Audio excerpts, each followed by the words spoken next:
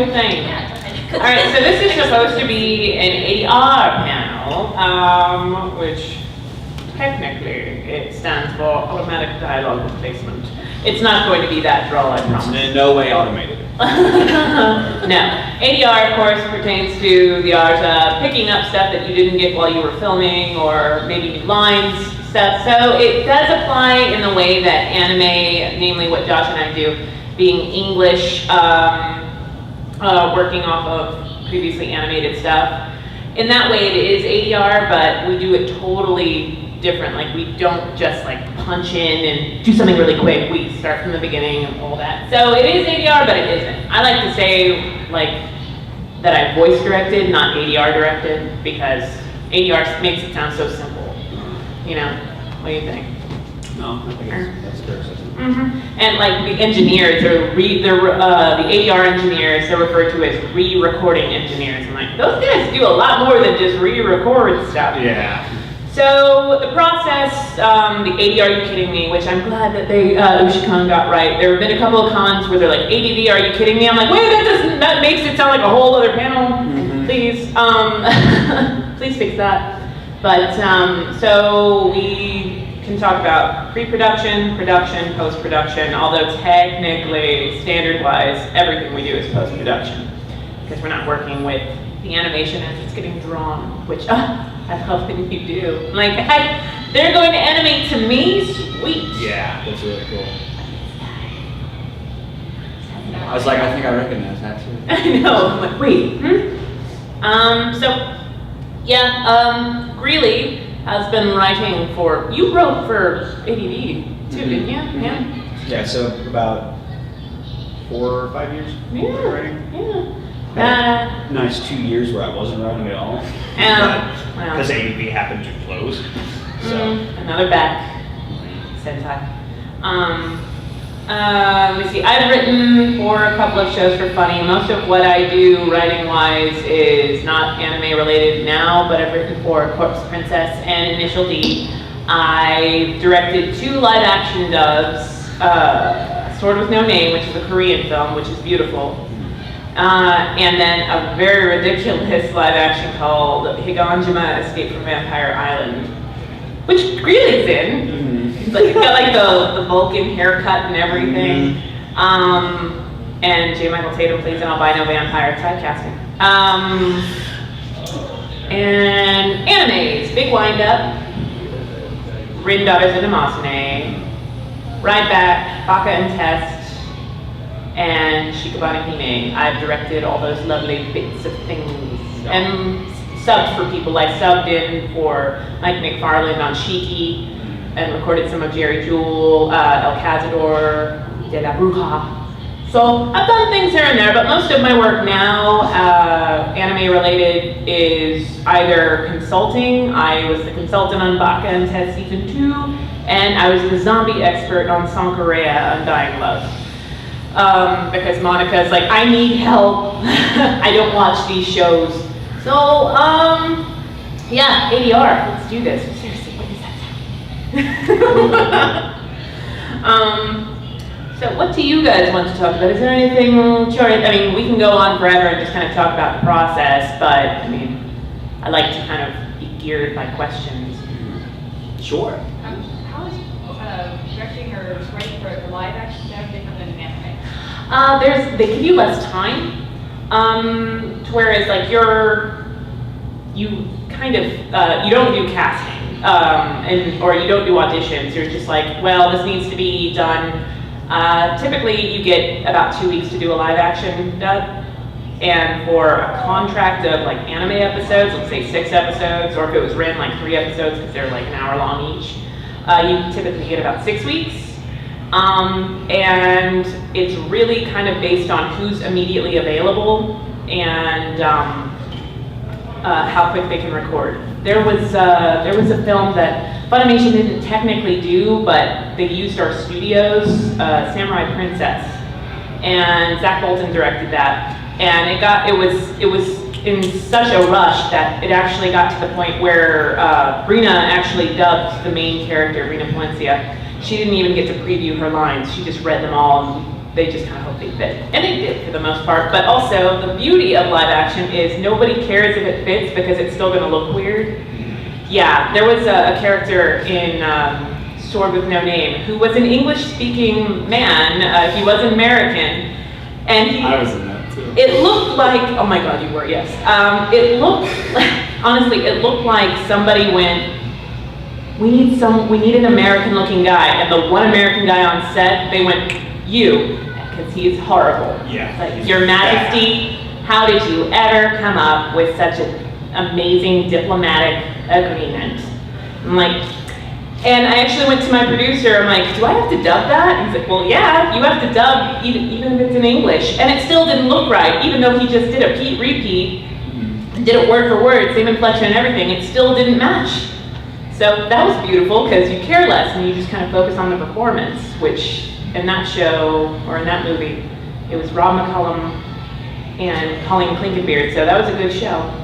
That was a good show. But yeah, you don't get a lot of time, and people... Sword with No Name. Yeah. Sword with No Name was McCollum? Yeah, that was McCullum. As the... Gleek. No, that's Gleek. No. Sword with No Name? Yeah, that's a Korean film. No. No, you're thinking of... The Sword with No Name is a live-action Korean film about the empress that was assassinated by the Japanese mafia. Sure. I directed it. Okay. Okay. Yeah. Yeah. It's on Netflix. Mm-hmm. No, you were in it, but just as like random bits. I could have sworn Sword with No Name was the one that Zach did. That's Samurai Princess. Well, Zach actually did several, but no. Okay. No. He's I'm like, oh, confused whatever. this morning. And he's checking. Yeah. He's like, Terry's wrong. I just gotta make sure I can tell her she's wrong. Nope, it was me. Rob McCullum played Moon Young. Colleen Clinkenbeard played Ja-young, which is Korean for flower. Or corolla. A flower's corolla. Which I said flower because that makes more sense. But yeah, that's it. I'm confusing that with... Yeah, you're right. What was it? I'm trying to confuse it with... I'm trying to confuse it. I already am. I'm succeeding. Maybe it was... It had something with sword in it. Like so many Korean live actions do, but yeah. Yeah, I love a live action. Most of the ones that we've done are pretty cheesy. Mm. But yeah, that one was actually a really good one. But I had a week and a half to do that. And Rob McCullum was also recording on something that was rushed. So he actually lost his voice in the middle of recording. Was it Man with No Name? Because wasn't he that too? It was done in live action, it was an anime. Like, it was, Zach was like, hey, are you done? I'm like, no, leave me alone. Yeah, and then you guys crank those out quick. Oh yeah, but we don't really do that many live actions anymore. Mm-hmm. Which is a shame, because they're a lot of fun. They're fun. They can be really, really fun, especially Vampire Island. That was Vampire Island. Alright, one that Joel did, Vampire Girl versus Frankenstein Girl. That was so bad. Robot Keisha. Keisha, yeah. Mm-hmm. Oh my god. That was weird. But it's from the same, well, the Vampire Girl versus Frankenstein Girl, it's the same people that did Tokyo Gore Police, so that tells you anything. It's cheese can fun. Yes. And Don't very get wrong. disgusting. Don't get wrong. What else? Did you have a question for me? Yeah. So when you're asked to direct an anime, how much time do you have between when you get the material and auditions? Sometimes it depends on the property. If it's a really, like a batch of shows can kind of be lumped together sometimes in a contract. Like, hey, I really want, like, Funny. I'm not in acquisitions, but Funny can say, we really want this show because it's doing really well in Japan. I think it would do really well in the States.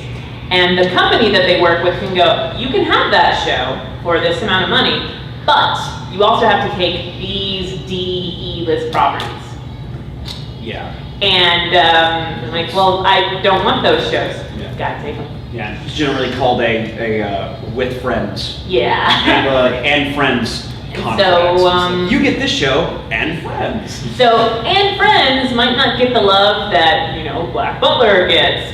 And they might not sometimes even get auditions. Mm-hmm. They just get cast. They're like, well, that's Colleen character. Well, I guess Colleen's playing her. And Colleen can go, no, she's not. Because I don't do that. Let me see. It typically, like when I was doing Ride Back, I was told 2 weeks before Ride Back ended that I was getting Baka. And I went straight into auditions the second I finished up principal recording. Of course, there were still some stragglers, like, out of town people or pickups. Because there were a lot, like, hey, this line that you did, it doesn't match the Japanese. We're like, well, yeah, it's a lot of match the Japanese. Yeah, this needs to be matched. They're being very particular. I'm like, okay, we'll get a pickup. Or that line sucked. So it varies. With Rin, everybody knew that Rin was coming down the wire for like a month, and everyone's like, oh, are you gonna audition for it? No. And if I do, I'm gonna change my name. Oh my God, like I heard it's like a really sexy show, but no one of course watched it. It was just like, I can't believe you're doing this show. And Tatum had a lot of trouble doing the auditions for it because a lot of women wouldn't come in. They wanted to be in Walla, but they didn't want to audition for anything big. So worked out well for those of us who don't have a problem. Yeah. Sweet. They can have a problem with that. But so it varies. It varies from project to project. And sometimes if they're bigger, like when they did Frog and auditions for Italia, they actually lasted longer because some shows require approval by not just our producers, but Japan. Yeah. Another example when we did Princess Jellyfish. Christopher Bevins, who was the ADR director on it, led a lot of, because he knew that he wanted a male to voice Kuronosuke, but he wanted to try to find someone who could play both the androgynous, the female side and the male side. And so he let everybody he knew could go into a higher range, know about 2 to 3 weeks in advance that he wanted them to audition specifically for that character. And so it was like, start practicing, go watch, like he told me, go watch Sex and the City and pay attention to Samantha. And that's kind of what I want for female Kura. Watch that again and you will definitely hear it. Yeah, and I ended up getting Kuronosuke. So I kind of went twofer with it. Whenever I did female Kura, it was kind of a mix of Samantha and my take on Rarity from the new My Little Pony.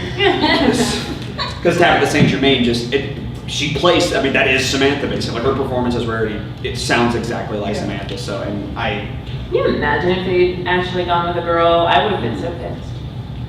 But, actually, side note, I was going to a movie with Mike McFarlane shortly after you were cast, and he's like, I don't even know why Bevins held auditions, because he was just like, I'm pretty sure I'm going to cast Greeley. He's like, then why hold auditions? It's like, because I want someone to surprise me. He's like, they're not, dude, you know you're going to cast Greeley. That's awesome. But yeah.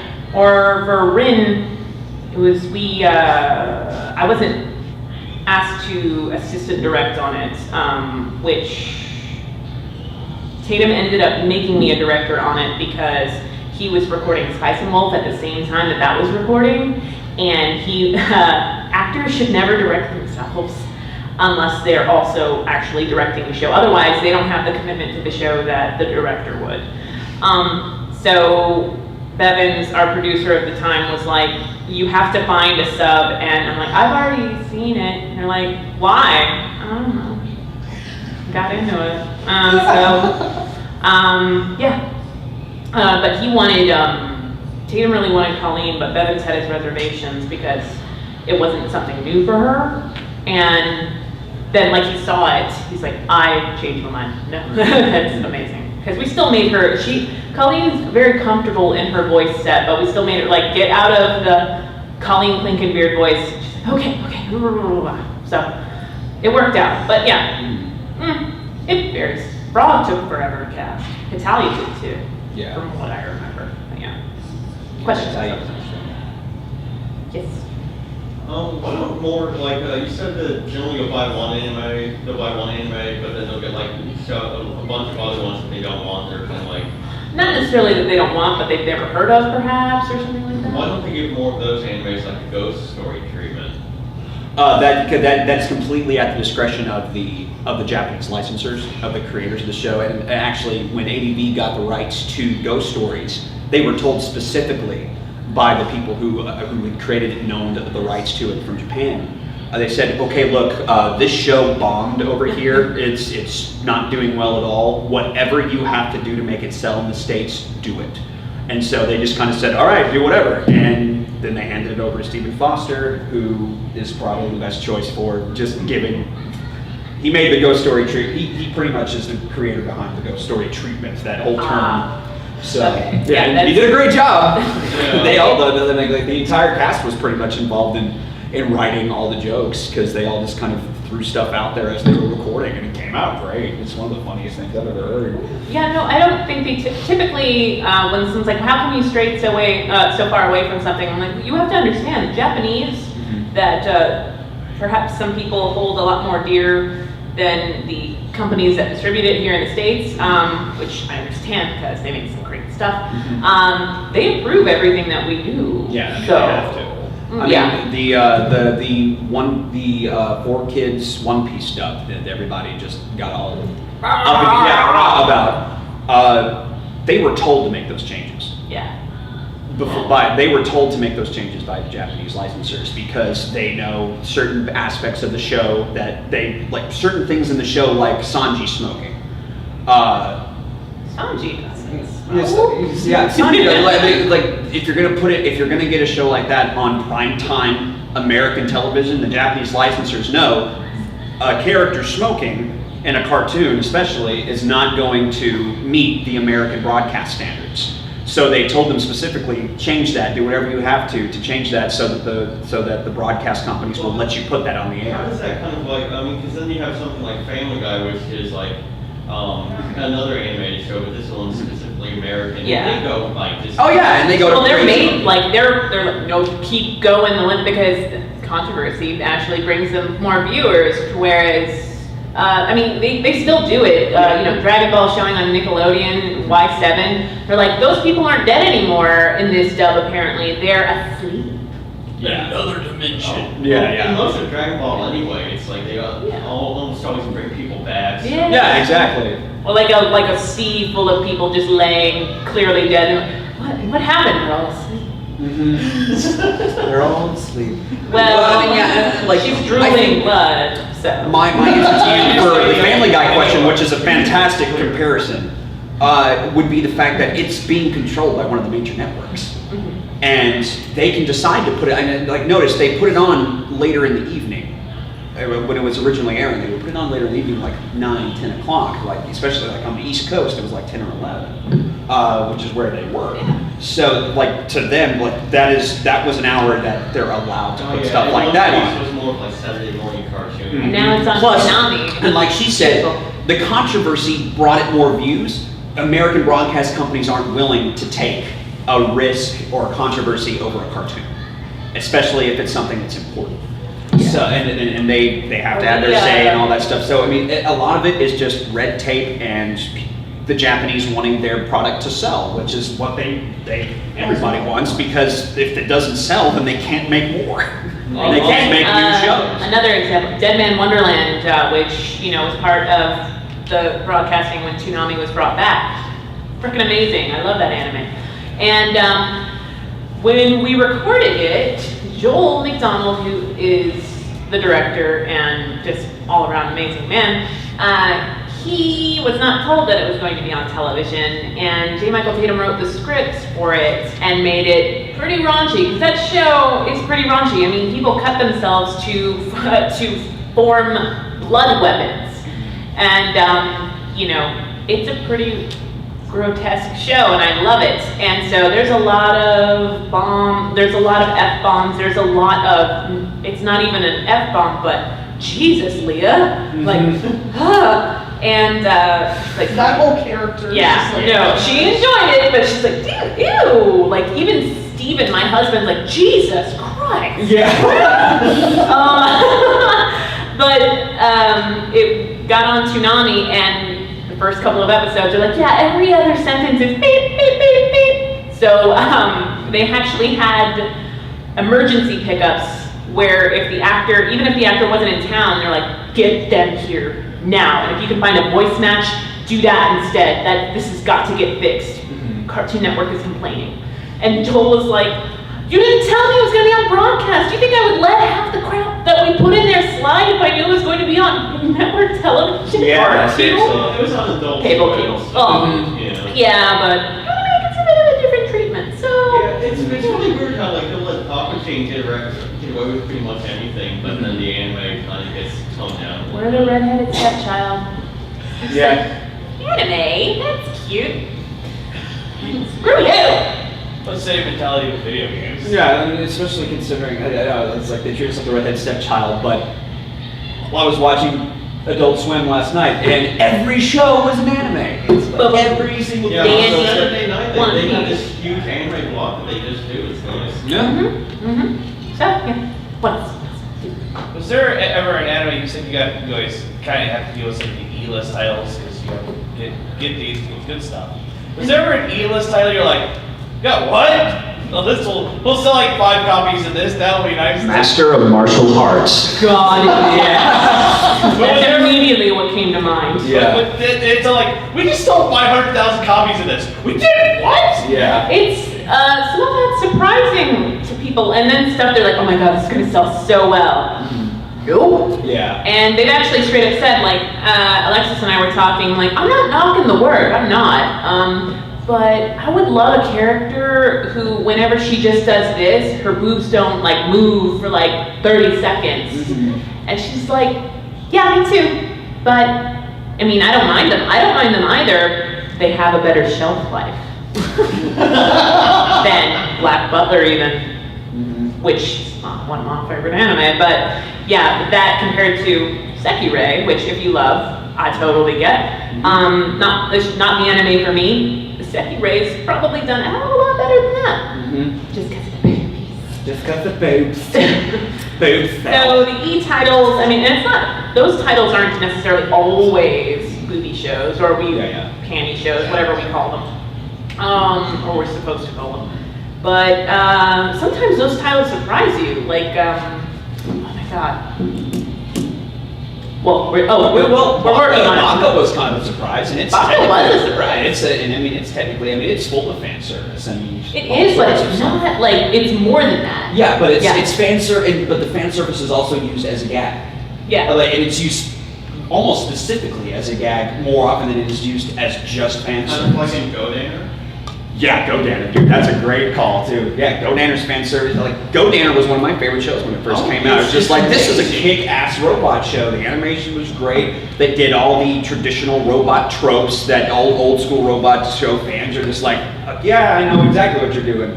But they also added just this huge fan service thing to it too. But more often than not, it was used as a gag instead of just being like, look at the boobs. It was also weird how much heart the show had too. I mean, it had one of the most effective death sequences I've ever seen. Wow. Oh yeah. Oh yeah. See that. Or there actually a lot of I guess Ryback might be put in there too, because they're like, yeah, you're getting this show. It's about ballerinas and motorcycles. I'm like, don't sound so excited.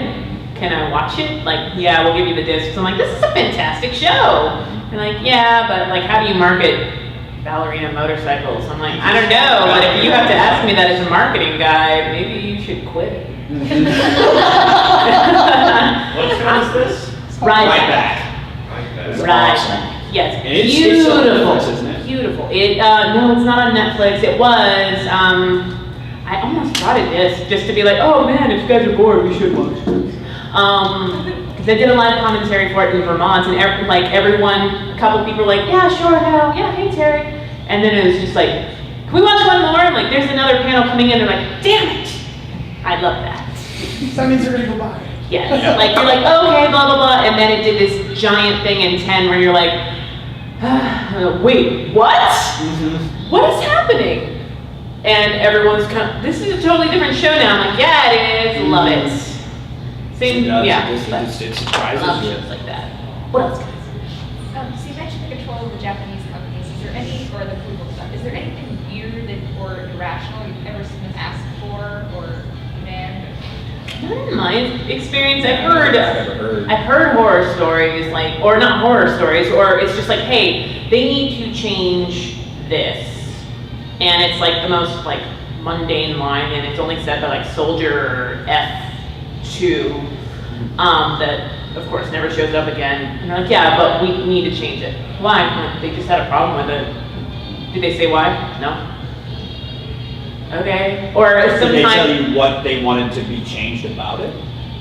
no, they just said change it. Something like, it wasn't a show that You're just looking for a different option, I yeah, guess. probably. Or I think Sabat was like, it's really funny to explain to Japanese people 30 Rock references. like, here's why this will work, just trust me. Something, I think it was like, I want to go to there or something. Yeah, I want to go to there. But yeah, so I've never personally had to deal with anything, but also producers in mind kind of have to think that way. Like with Baka, I was concerned that I was going to get all these notes back because Jamie and Leah, Jamie was the head writer on it, Jamie changed a lot because as much as it hurts sometimes as both a sub and dub lover to see certain things be changed in the English, like Butler. Absolutely love that show. I do not understand why they refer to him as Bassie instead of Sebi like they did in the Japanese. But I mean, they both work, but they made that choice, whatever, and it still works and it's still hilarious because Daniel Frederick's amazing. Bassie. That's the way he puts it out. Oh my god. And that's pretty much the only main character that he's ever played. And then he just moved to Kansas. Bye. Yeah. Like, well, if what if there's more? Come back. But like there's Kota Tsuchiya, Greg's character. In the Japanese, it's Mussolini, and I'm like, I don't know how to make that work for an English-speaking audience without changing everyone's lines around him to make that work, because otherwise it's gonna be like, why do they call him Mussolini? And so instead, it's just took it out, and there's still references and little words here and there that pop up, but nobody's ever asked me about that. But jokes that have landed differently, like that doesn't work unless you're into Japanese culture. But then the argument could be made, well, they're watching anime. Of course, they're into Japanese culture. But then people go the extreme. This was before my time, but Brina was directing a show, and the writer decided to change sushi to hamburgers. And she's like, do you have any idea how rude that is? Yeah. And like, no, like, because she's like, we know what sushi is. Yeah, seriously. We're not that dense.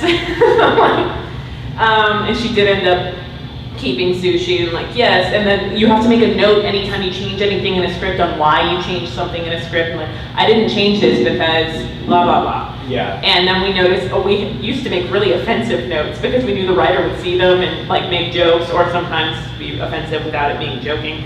Not me. You're like, hey, I would really like to know why you thought this line was fart. Because it was fart. That line was fart. It was horrible. Reminds me of the whole Pokemon changing the rice balls and donuts. Yeah. And I Oh, was like, God. what? I didn't know about that one. Well, when I was a kid, I thought I was like, oh, those must be Japanese donuts. I really want one because they're like putting cherries in them and shit. And I was like, that looks delicious. Or like the As a little sailor- kid, I didn't know, I didn't know about rice balls or anything. I was very, I didn't really know much about anything about Japanese culture. But just seeing those little things, even though they called them donuts, I was still interested in it and wanted to learn exactly what they were. So it's effective. Yeah. I mean, you still have questions and you still see aspects of a different culture. But yeah, as an adult, it's hard to sometimes look back or even watch something and be like, why did you change that? Sailor Moon. Oh, they're cousins. Well, they are really close. They are really close. Kansas? Are they from Arkansas? What part specifically? Dresses make my legs cold. That's That's why she wore pants. But yeah. So there we go. What else? We can bitch about the industry all we want. It's Sunday. Yeah. Well, because what we've been doing for the rest of the weekend. Yeah. But no, ADR process is full of a lot of back and forth, but like us specifically as writers, like we really don't, like, if I were directing a show that Greeley wrote, he would get back notes at the end of contracts, but there would be no back and forth like, hey, here's what you need to change, blah, blah, blah. Like there's a whole other set of, like there are other writers that would communicate that. There are my producers that would talk to his producers and all this stuff, so it's nice and complicated. Yeah. But we also deal with subtitle departments, which are amazing. So we don't really work with the other side of it, which is marketing, acquisitions, video department, trailers.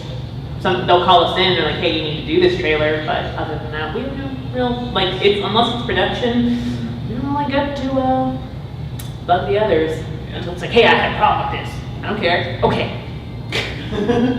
When you get a new title, who does the initial translation? Do you get the translation from the Japanese company, or do you have in-house translation? The Japanese will send us their final scripts that are still in Japanese, obviously, and then the translators. We have a whole group. Yeah, an entire group of translators that go through, and it goes through like 3 or 4 people until it finally is checked by the head translator, who then marks the notes, sends it back, translates again, and then it's also time coded and everything, and then it's sent to us, the ADR writers, the adaptive script writers, and then it's our job to go in, with the translation and then make sure that we portray all the same information and stick to the plot, but make it fit the flaps. Because I was writing last night and there was a line, a character just kept on talking in the Japanese, but the flaps were doing that. And so I had to try to figure out a way to portray the same information that the character was saying during their little exposition, but fit it into this, even though the Japanese seiyuu continued to talk and never stopped. And that's just challenging. And sometimes you end up having to cut certain words or just completely rearrange it. And you also have to, again, like we were talking about, you'll get little references that maybe 1 out of 100 people in the United States that intimately know Japanese culture and even down to their commercials will understand, or you have to change it and actually, be adaptive and change it to something that all 100 people will get because it's something that translates to American culture. But yeah. It's hard, and sometimes you can't. Sometimes you can't at all. I'm sure it's a mercy of the flaps, and sometimes there's just nothing in our culture that translates to what they're trying to say, or to the joke. And I mean, I remember there was a long time ago where ADV and I think even Funimation at one point had a subtitle track, had like multiple subtitle tracks on the DVD. You would have a subtitle track for the language, and then whenever they would say something, and even dub, if they said something that didn't necessarily translate over here, a little thing would pop up on the screen that said, "This is what this actually means." And sometimes, I love that. Yeah, because a lot of people complained that there was just way too much text on the screen and you couldn't actually see the animation. And actually, I believe that maybe the Japanese also complained too. It was like, we drew this, we didn't draw all this so that you could read something over it. We want you to be able to actually watch I guess would the defeat show. the purpose of the dub. It's like, I'm still reading! Yeah, so, Pause it. yeah. Oh my god, even just pausing to go to the bathroom, I'm like, I hate that I'm pausing this video. Yeah, exactly. You But ever get one of those translation notes to explain like a slang word or something? yes, Yeah. actually, in the process of adapting the script, there's an entire column that has nothing but notes, and sometimes it can be like this long of exactly what this means. Here's It's like why there's absolutely no way I can make this work because there's nothing in our culture that you can swap that equals the same thing. So you kind of just sometimes you just As something a is- writer, you just gotta go, here's why I did this. Yeah. Do you have an example That's my of W. which one? Actually, yeah, in The Wallflower. Does anybody know that show, The Wallflower? Yeah. Okay. There was this instance. There's a scene where all 4 of the guys are sitting around and they're eating stuff that Sanako had just gone out and brought them back. And Greg Ayer's character in the dub, Yuki, is very what's the word I'm looking for? Energetically eating a popsicle. And in the Japanese track, the seiyuu is humming a jingle for a very popular Japanese ice cream. Not a lot of people in the States are going to get that. We don't, like, unless you're just watching Japanese commercials day in and day out, and you know this jingle. So we opted for a jingle of an ice cream over here in the States. So we went with the Klondike bar. It's like the what would you do for a popsicle? What would you do for a popsicle is what we end up going with. And it's buried in the track because there's so much stuff going on screen, you can barely hear it, but it's there and it's important. And it's a nice little joke, and people in the States get that, will get the reference. And so that's one example of why there's something that doesn't really translate. And even then, sometimes the references we make have to be approved. Like even like referencing a very loose reference to a video game was made in Rosario and in season 1, and DVD quality controls like, hey, yeah, you can't do that. Like it's just I mean, like only like the gamers would get it. I'm like, well then it won't hurt that much to lose it because you have to. Wow. Or just like little notes here and there. Like I've made notes, or I like little cute notes from my writers too. Baka, there was a point where I forget who had to say it, but the note was husky and it went ... like sexy, not like fat kid. And I actually wrote in red when you add on a note, I went, thank you. I wouldn't have gotten that. Thank you. Like this character. Really, to answer your question a little bit, like here's an even better example, and you already mentioned it, Mussolini. Yeah. There's nothing that we could have used in American, that exists in American culture that you can interchange with that reference. I actually ended up looking up what it means, like what exactly it is. And I think I had to, and you told me, I think, wasn't it like, it was a play on a name of a famous photographer? It's an actual guy. But it's a play on a name of a famous photographer, but the way that they said it also was a way of like a slang term for pervert.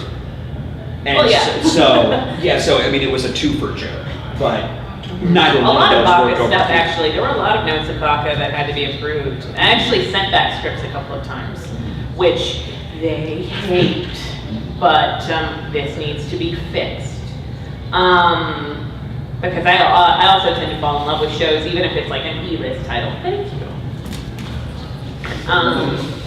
Well, whatever. And there was, oh God, what was it? The two gay characters in the show, which when I was working on it, I said when we did the live commentary yesterday, they're like, how's the gay pastel show going? I'm like, it's going great. Stop calling it that. It's the pastel show. And there are only two gay characters in there. And there's a girl gay character and a boy gay character. And in the Japanese, though I don't think it was their intention for it to be super negative, it still came off that way to me. Yeah. Where it was, what's wrong with that guy? He's like hitting on Akihisa. Like he knows he's a guy, right?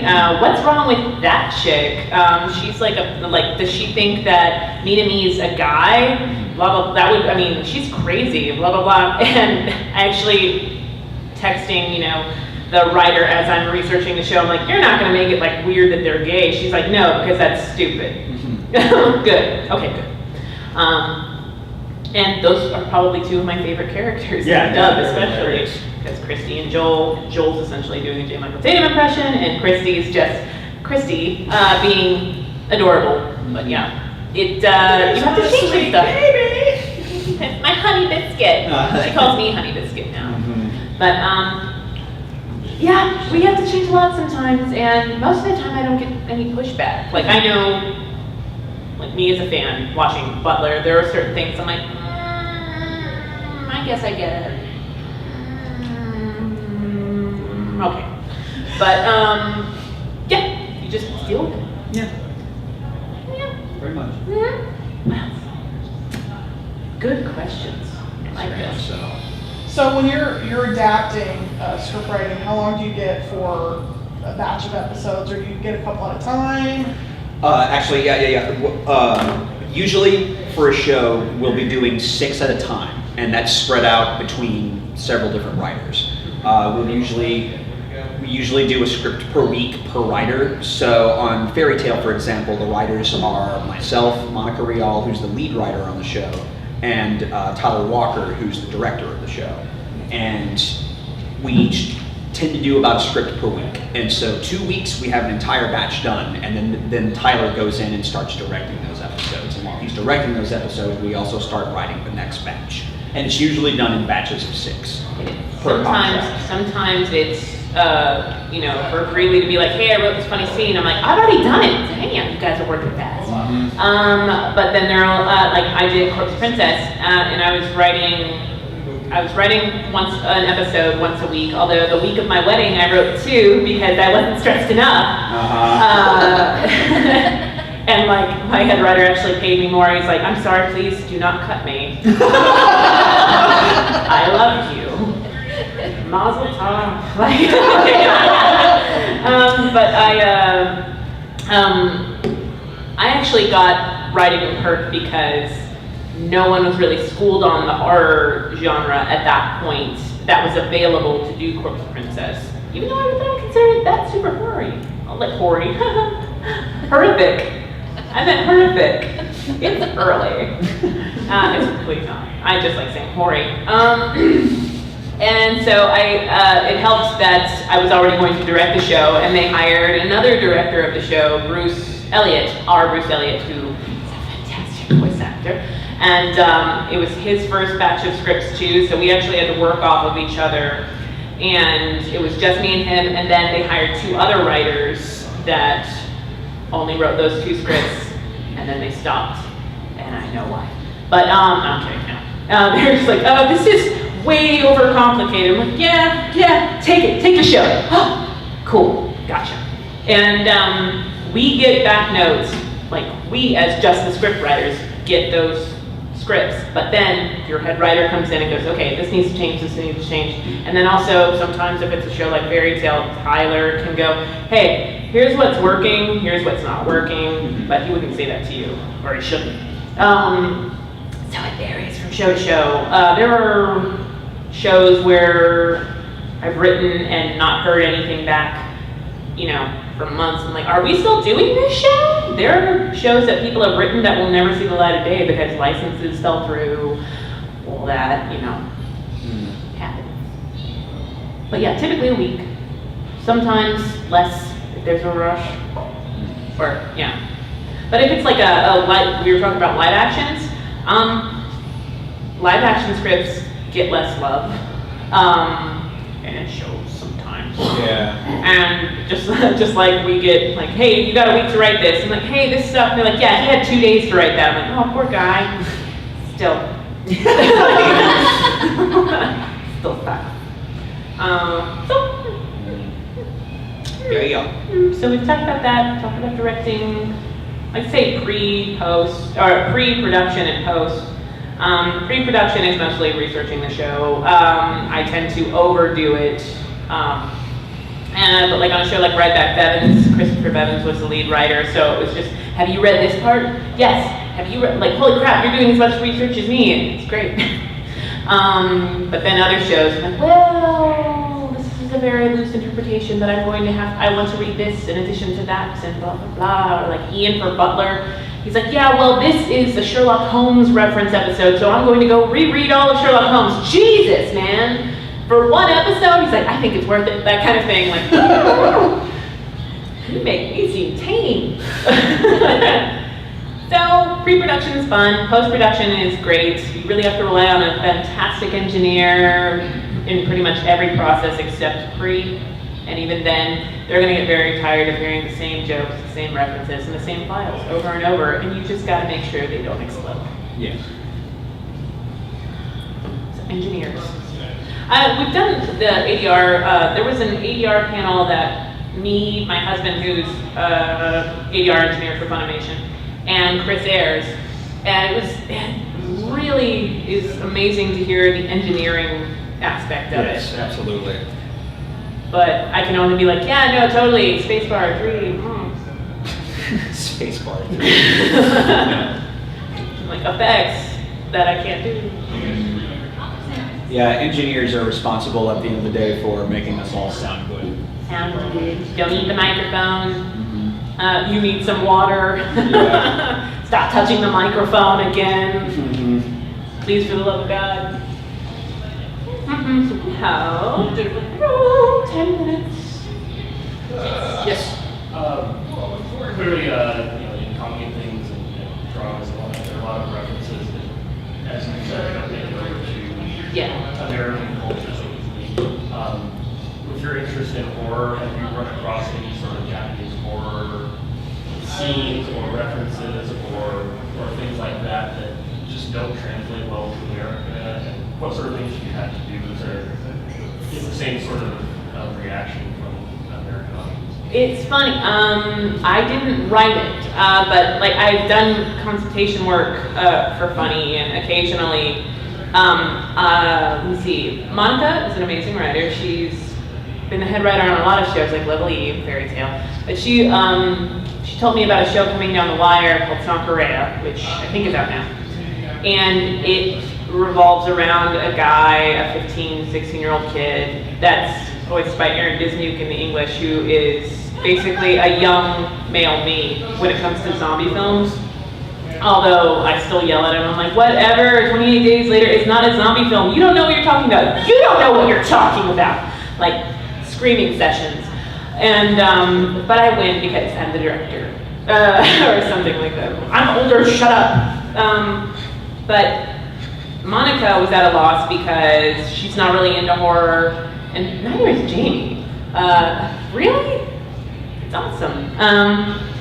But there are a lot of clips or very loose references. Like, I watched the first 3 episodes. I'm like, well, let me see what's all in here. And if you just look in his room, like when they do a shot of his room, I'm like, that's a reference to this, that's a reference to that. And I would look on forums, which Monica did not ask me to do, but it was horror. I actually gave her a 40-page reference list, which the other writers on the show were like, I need to meet Terry Doty. I'm like, you do.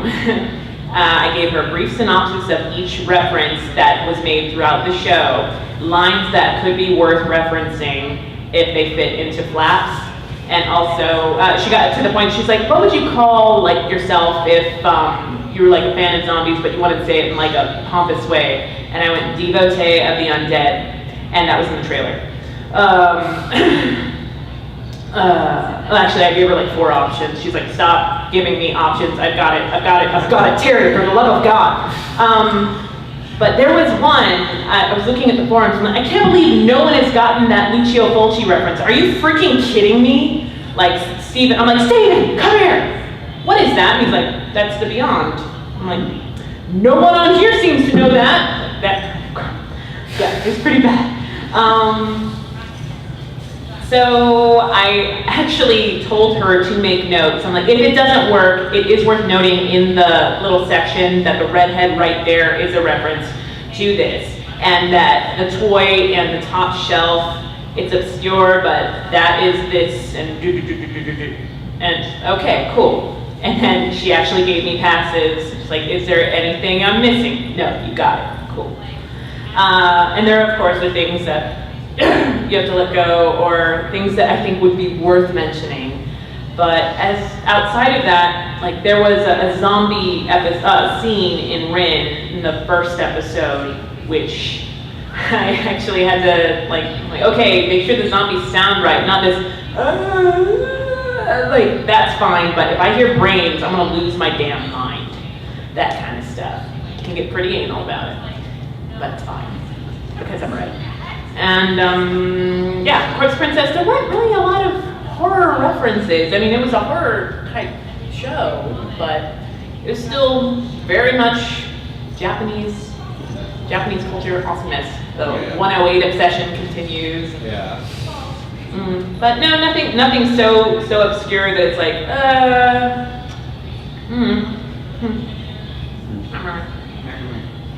Good question. Of course I love that question. Horror. Give me more. We have some time. Yes. What do you like about the writing process specifically? Like,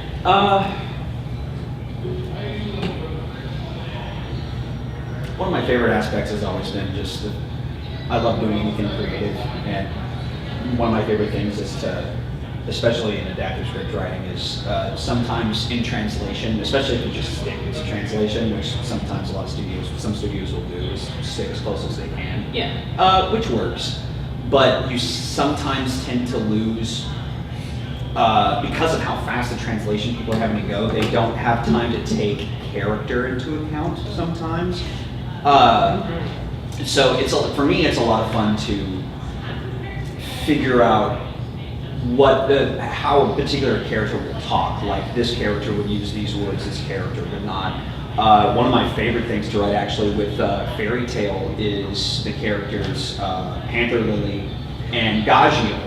I write them respectively as Panther Lily is Chewbacca and Gajiel is Han. And because it really is just kind of the same thing. And go with that. And it's been stuff like that. It's really, really fun to be able to be like, yeah, he's like this. So I'll take little aspects of that and throw little references and geeky jokes in what I can, as long as it makes sense in the context of the scene. But it's little stuff like that. And when you can get away with, like, even working into, one of the first things I ever wrote for ADV was a show called Magicano. It was all about just a little fan service show about a bunch of witches, and there's one episode where they're having to send a spirit away. And one of the lines I put was, "I ain't afraid of no ghosts." And it's just when you can get little references in like that, it's just victorious. When it laughs perfectly, it's the greatest feeling in the world. It's just you feel like a kid that just won the lottery or just got a whole. You gotta hope that director gets that reference. There was one that Tatum wrote in Aesthetica where it's the first opening scene with Eric Bale, and he steals all these girls that are trying to fight him. He steals all their panties. That really setting up the show quite nice. And he like flings the panties and then like does like a little table flip thing with a piece of cloth, and the flowers are still standing. The director did not get that reference. What? Stephen was like, you do realize, Stephen was the engineer on the show, and he went, you do realize that's a Venkman reference, and Eric goes, I need to do it again. Or Patrick Seitz did a great one in Ryback. It's an episode, spoiler alert, so if you really want to watch it and get mad easily, blah, blah, blah. There's in an episode, a character gets beheaded. Patrick decided to put in a scene leading up to that. I'm like, oh man, there are a lot of people here. Hopefully no one busts any heads. And I'm like, because you like had to. Yeah. For me, writing,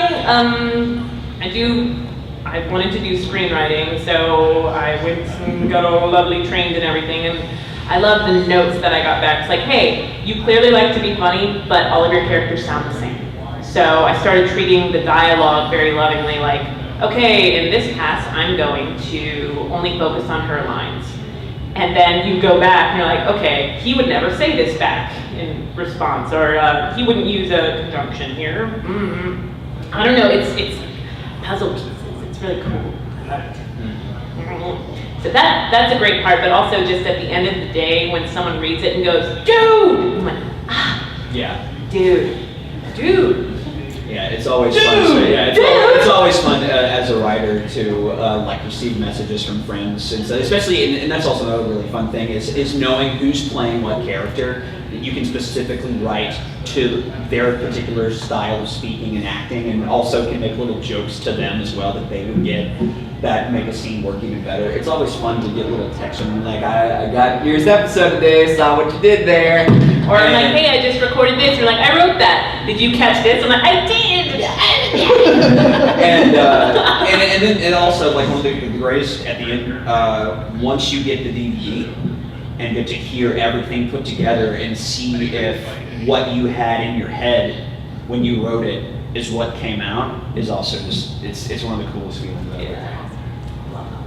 Alright, so, well, it's 11:58, so lovely people don't have any questions. I have one last question. Cool. I know you've done video games. Have you done games? I've done visual novels and little promos for stuff, but I haven't done So which one's easier to ADR, video games or anime? video games, yeah, by far. Especially like working on Borderlands, Yeah. because you're not dubbing anything. Nothing's been done prior. So That's it still is- original animation. Yeah, I mean, sometimes. it's- Sometimes. Yeah, but usually you just go in and there's just dialogue and you get to just run with it. You don't have to worry about matching flaps. You don't have to worry, you're not confined by that, so you really just get to play. Because So, the so other- that would be, the video games easier.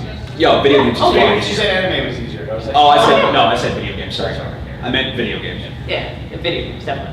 Yeah, video games is far easier in terms of But recording. anime is kind of like boot camp. After The only you've done pro- anime, Yeah. The only problem with video games, the big challenge is that more often than not, there's just so much dialogue at a time. And like for the actor, for the individual actor, that's not really anything you have to worry about. But for being like the director or the writer or anything, you're instead of dealing with like a script that would take a week to write, you're dealing with months of material. It's like one of the actually there's a special that's probably still up on YouTube somewhere of an extra feature that was recorded at Okratron 5000, which is Christopher Sabat's studio where all of the Dragon Ball Z video games and actually Dragon Ball Z Kai is recorded. And yeah, it's not recorded. It's funny. yeah, it's recorded at Okratron. There's a special that was filmed that's like, it's just like an hour, like a 30-minute long behind the scenes of recording that game, and they actually show the script for Budokai, I guess I think it was one of the Budokai games that they were recording, and it was like that thick. Like the guy said, if you put all of the scripts for the Lord of the Rings movies together, it would fit about half that size, if not even smaller. There was just so much dialogue and so many cues. I'm so glad we don't work with paper. Yeah. None of all we do is digital. Mhm. That's it. Thank God. Yeah. Well, you so guys in know that. Borderlands 2, you were the guy we love to blow up. Yes, from the guy you love to blow up. Yeah, Borderlands 2, I played Dave, the most misogynistic, sexist character I've ever played in my life. Yay! Thanks, I guys. blew you up. All right, well, guys, Thank you guys. downstairs